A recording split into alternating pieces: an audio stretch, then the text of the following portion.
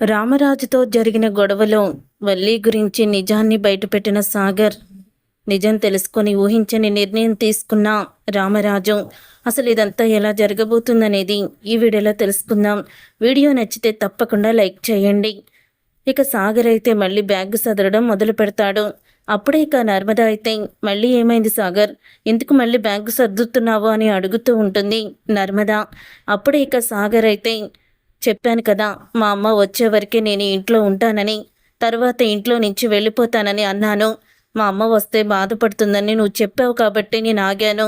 మా అమ్మ వచ్చేసింది, మా అమ్మతో చెప్పి వెళ్ళిపోదాం పదా అని అంటూ ఉంటే, ఏంటి సాగర్ నువ్వు, ఇప్పుడు ఇంట్లో అందరూ కూడా వల్లి అక్క ప్రెగ్నెంట్ అని ఎంతో ఆనందంగా ఉన్నారు. ఇప్పుడు మళ్ళీ నువ్వు ఈ ఇంట్లో బాధను కలిగిస్తావా? మావయ్య గారు పైకి కఠినంగా ఉంటారు, కానీ మనం ఇంట్లో నుంచి వెళ్ళిపోతే తట్టుకోలేరు అని అంటూ ఉంటే, ఈ లేదు, మీ మామగారికి ఆ పెద్ద కోడలు పెద్ద కొడుకు గొప్పగా కనిపిస్తారు తప్ప మనం గొప్పగా కనిపించము. ఇప్పుడు ఆ కొడుకుతో పాటు కోడలు కూడా దేవతలా కనపడుతుంది మా నాన్నకి అని అంటూ ఉంటాడు సాగర్ అయితే. ఇంతలో వేదవతి వీళ్ళిద్దరూ గొడవ పడ్డం చూసి లోపలికి వస్తుంది.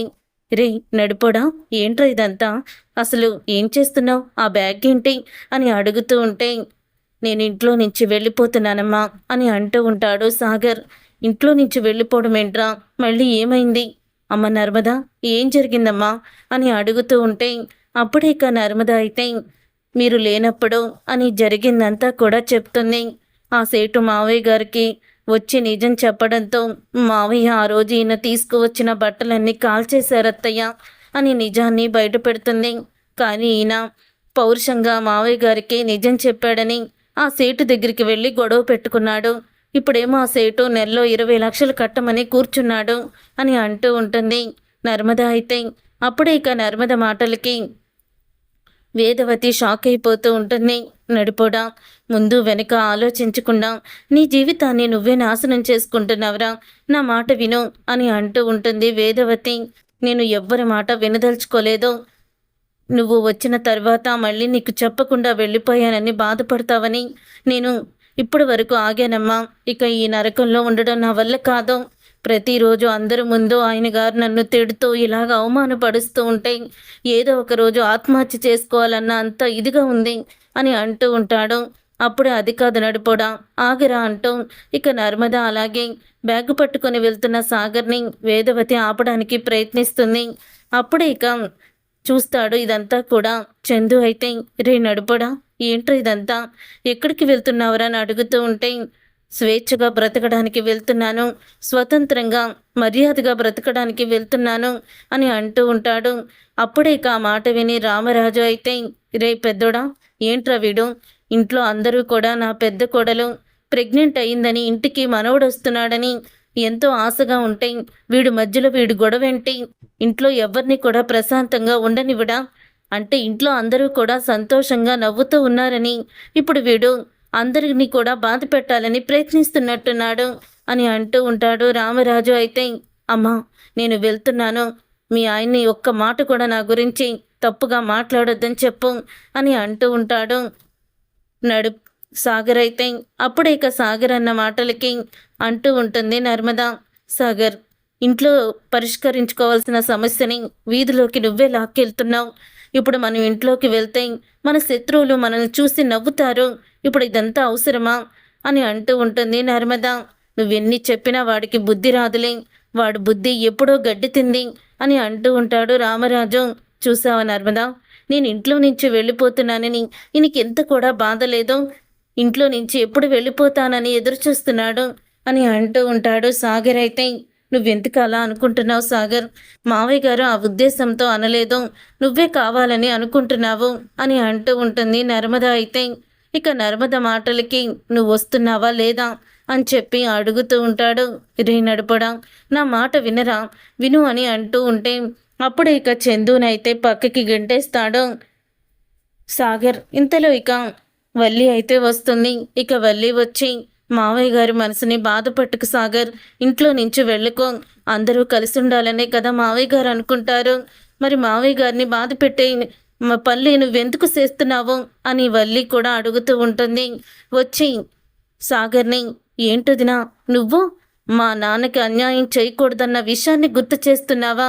నువ్వు ఇల్లంతా కూడా సంతోషంగా ఉండాలి, నువ్వెందుకు ఇలా చేస్తున్నావని నువ్వు నన్ను నిలదీస్తున్నావా? నమ్మక ద్రోహం గురించి, మోసం గురించి, కుట్రల గురించి నీ దగ్గరే మేము నేర్చుకోవాలి తప్ప నువ్వు వాటిగా సరిదిద్దుకోవాలని చెప్పకూడదు. అది చాలా చండాలంగా ఉంది అని అంటూ ఉంటాడు.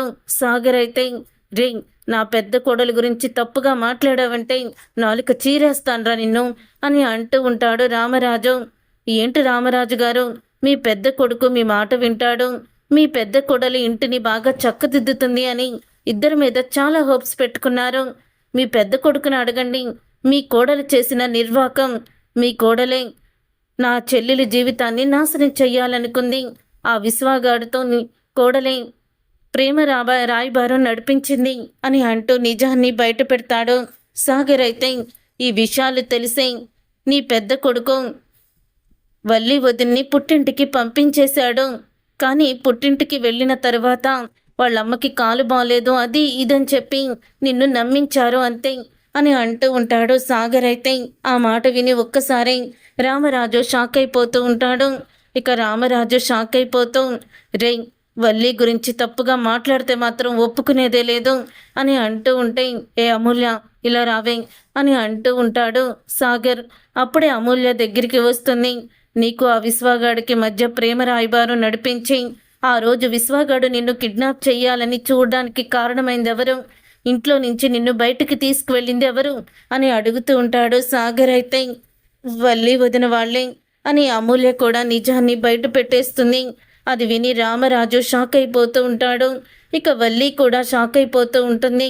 ఇక భాగ్యం, ఆనందరావు ఇద్దరు కూడా రామరాజుకి నిజం తెలిసిపోయిందని వణికిపోతూ ఉంటారు.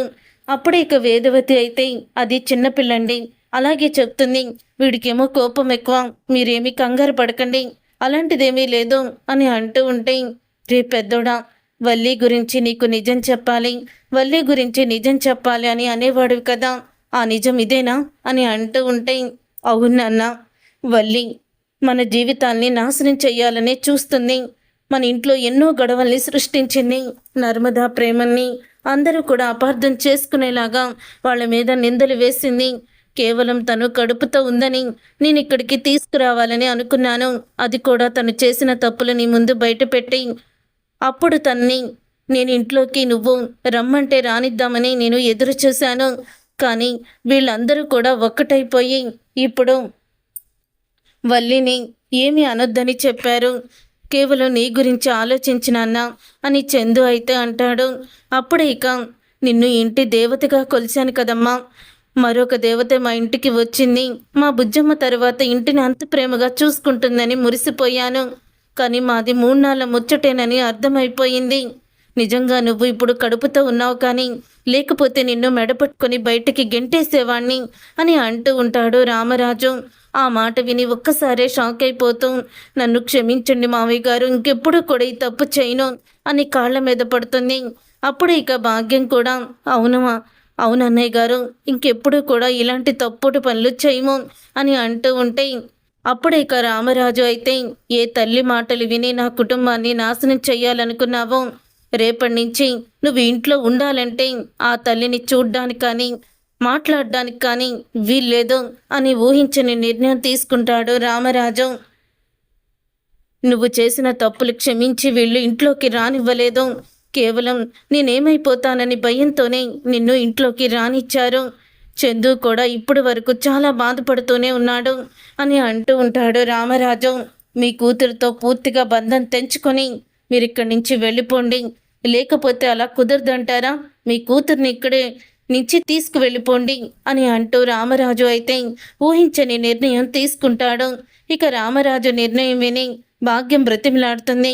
అయినా సరే వినిపించుకోవడం, ఇక వినిపించుకోకుండా వాళ్ళకి పడాల్సిన శిక్ష పడిపోయింది, ఇక శిక్షలో ఎటువంటి మార్పు ఉండదు అంటూ ఊహించని షాక్ ఇచ్చేస్తూ ఉంటాడు రామరాజు. అయితే చూసారుగా ఫ్రెండ్స్, రాబోయే కథలో ఖచ్చితంగా ఇలాగే జరగబోతుంది. మరి ఇలాగే జరగాలని మీరు కోరుకుంటున్నారా? అయితే వీడియోని తప్పకుండా లైక్ చేయండి. మీరు చేసే ఒక్క లైక్ మనకు ఎంతో మోటివేషన్ని, సపోర్ట్ని ఇస్తుంది.